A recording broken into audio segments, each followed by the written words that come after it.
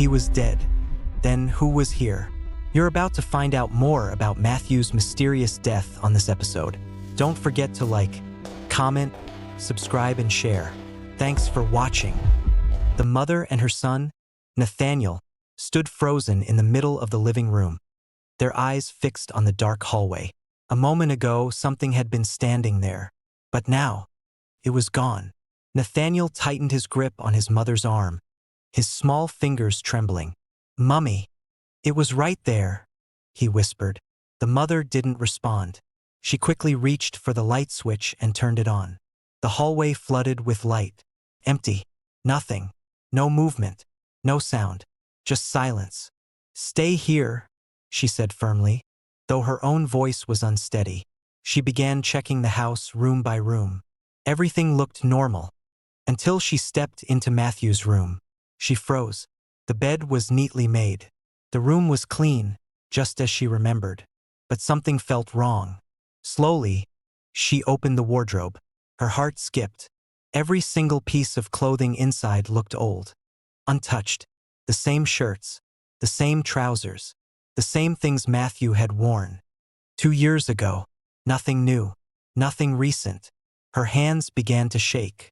"If he has been coming home," she whispered to herself, "then why hasn't anything here changed?" Behind her, Nathaniel spoke quietly. "Mummy." She turned. He stood at the doorway, his eyes wide with fear. "Brother Mathew."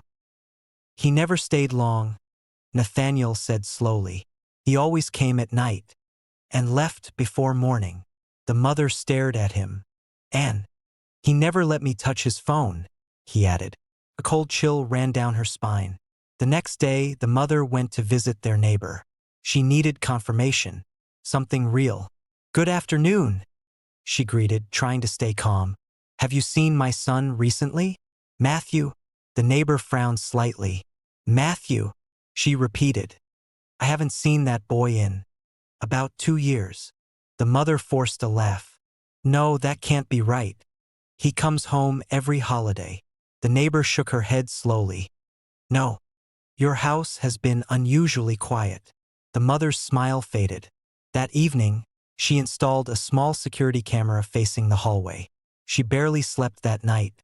The next morning, with trembling hands, she checked the footage.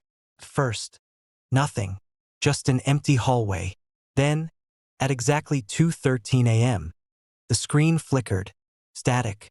A shadow passed across the camera. And then Mathew. He walked slowly into view. The mother's breath caught in her throat. It was him. The same face. The same body. But something was wrong. His movements were stiff. Unnatural. His face showed no emotion. He stopped in front of her bedroom door and stood there for a long time, not knocking, not moving, just standing, watching. Then he turned and walked away. The footage ended. Her hands shaking violently, she checked her phone records. Every call Mathew had ever made to her, all of them came at the exact same time. Every holiday, and the number didn't exist. It wasn't registered to any network. She returned to the school again.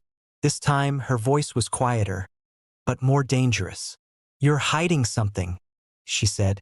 The principal hesitated. Then slowly she spoke. "After the accident, there were rumors." The teacher, Mr. Benson, added nervously. "Some people said. Not everyone who entered that river stayed there." The mother felt her stomach turn. She drove to the accident site. A wide, silent river stretched before her. Still, dark, endless. An old fisherman sat by the edge. She approached him. "My son," she began. "There was an accident here 2 years ago." The man looked at her for a long moment. Then he said quietly, "Sometimes, the river returns things." Her voice trembled. "People?" The man's eyes didn't leave hers. "Not as they were." That night, the house felt colder than usual. Too quiet. The mother woke suddenly. Something was wrong. "Nathaniel?" she called. No answer. She rushed to his room. Empty. Her heart began to pound violently. "Nathaniel?" Still nothing. Then she saw it.